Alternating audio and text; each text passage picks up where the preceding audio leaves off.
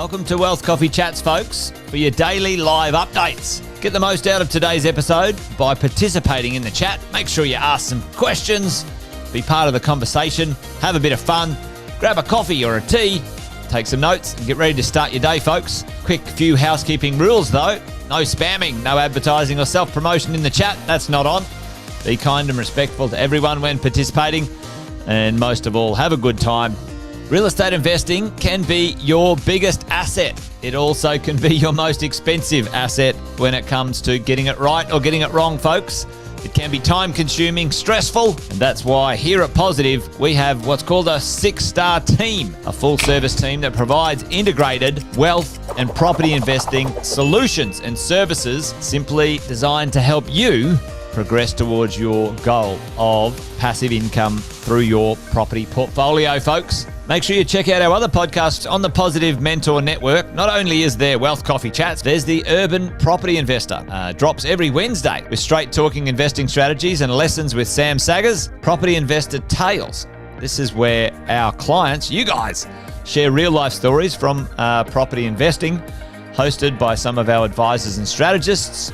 And that's done every fortnight, dropping every Monday. Wealth, Wine and Wisdom, folks, that debriefs the week that was in the world of finance and property, hosted by yours truly, Jason Witten and Andy Fenton on Fridays. Welcome to another Wealth Coffee Chats. Marvellous Monday.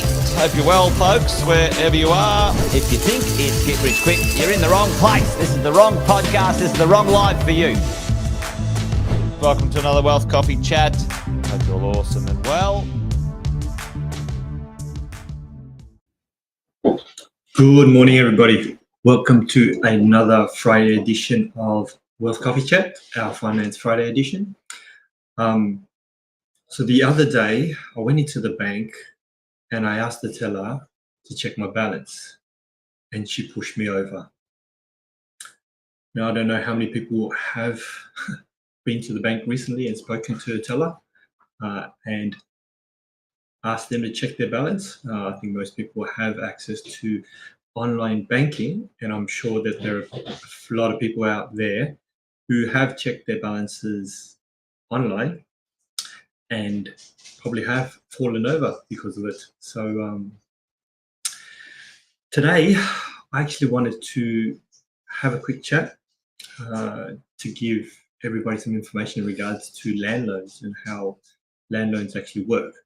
But to start with, this week in interest rate cut news or interest rate news, NAB and Westpac have moved their prediction on when rate cuts will actually drop.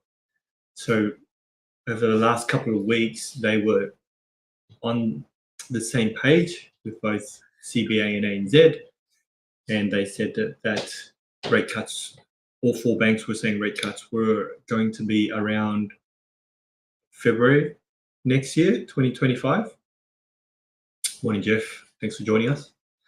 NAB and Westpac have moved that to either May or June next year. But they're still saying the same amount of rate cuts are going to be happening, which means that it most likely will look like consecutive rate cuts as opposed to the rate cuts actually being spread out over the actual year, in 2025. So it sounds like there may be a little bit more pain in terms of where current interest rates are, but the relief will come a lot. I suppose the relief will come in a bigger chunk than actually being spread out over the actual calendar year. Now, back to a quick overview of what land loans are. Lenders give us the option to borrow to purchase land. This is slightly different from a land and building contract. And for those who've done land and building contracts before, the land and building contract is usually split up in two. So there's the land component and then the building contract. And the banks will look at both contracts at the same time, work out how much they can lend to you so that you can complete the purchase of the land and then start the building straight away. Now, if you found a piece of land but you haven't actually found a builder, then what you're actually looking at is just the loan against the land component only. Now, the mortgages that lenders provide just for land loans are usually the same as your regular mortgages. So you have the option of fixed or variable. You have the option of principal and interest or interest only. Now, some lenders will look at land loans and actually reduce the loan term. So you may get a 20-year or 25-year loan term for the land loan. And some of the lenders won't let you borrow up to 80% on the land loan. Now, that's not to say that they won't go up to 80% once you've found the builder and you've got a building contract.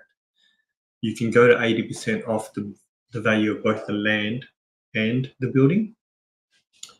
Now, other lenders actually load the rate on the land loan.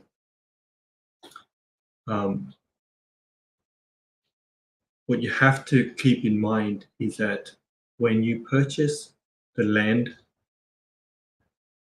the interest cannot actually be deducted from your taxes. Now, double check this with your accountants, because I've had a few clients in the past, and even during the construction phase, the interest on the land loan is not a deductible interest. So those are the factors you need to think about when you're mapping out the cash flow when acquiring land. Now, we have a range of lenders who will only lend to the land, only lend to purchase the land when you've given them a time frame on when you're actually going to build. And the time frame usually is between 12 to 24 months. As long as you build within that period, then they will be able to proceed with the land loan. Now, what happens if you don't? If you don't build within that time frame, then you're breaching the mortgage contract, and the banks can recall the mortgage, or you're required to go and refinance the loan before the end of the term. There are other lenders out there where they will actually assist you in purchasing land for you to hold. And these scenarios are called land banking. So you know that an area is going to progress, and you want to purchase just the land, not do any sort of development on it, knowing that the value of the land is going to increase in the next 5 to 10 years, and then you're going to use that to sell the piece of land. Keep in mind that when you do that, you have to understand how to do that and what the best structure to do that in. Because it may not be the best, depending on how much the value of the land increase. If you have it under your personal name, it may not be the best structure, because there is a huge amount of capital gains that you'd have to pay, and you have no control of how those capital gains can be paid out and how it can be distributed. So those are some factors to think about when you look at land banking, whether you purchase under a company or a trust, so that you can actually control the taxes. So you can control the taxes. On a final note, those listeners who are self-employed, you only actually have a couple of weeks left to be able to use your 2023 income documents. So if you have had a great 2023 and you want to use that income to maximize how much you can borrow, then I would get onto it straight away and have a talk to your broker and work out how much you can borrow before the calendar year ticks over. Because once come January 1, most of the lenders are going to now ask for 2024s.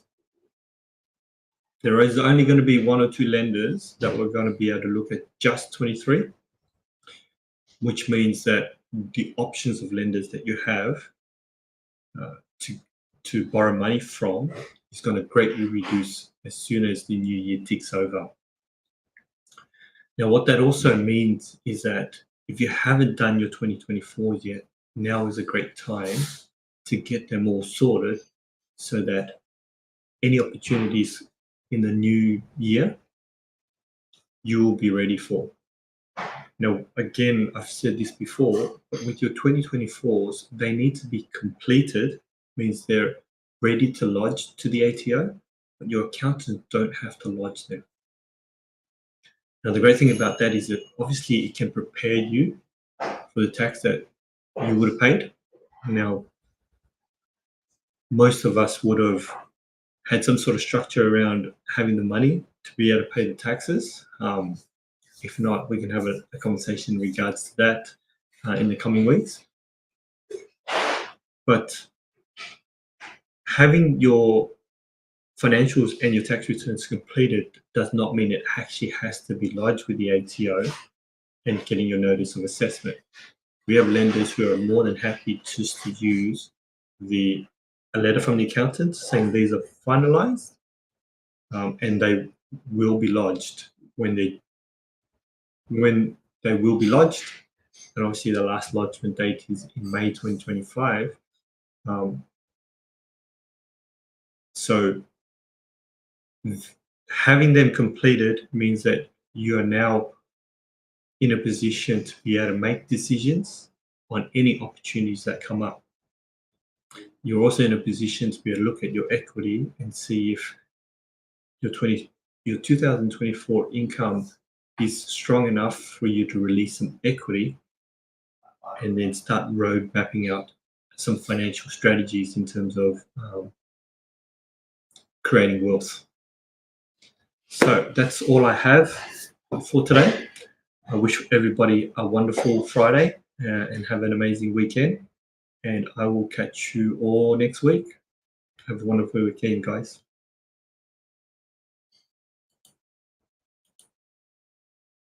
Episode of Wealth Coffee Chat, folks. Make sure you like, subscribe, and turn on your notifications so you never miss a thing when we go live. Improve your portfolio and investing game, folks, with Wealth Coffee Chats live every morning at 8:10 each weekday. Make sure you join us. Previous episodes are also available wherever you get your podcasts, folks, as well as our other podcasts from the Six Star team here at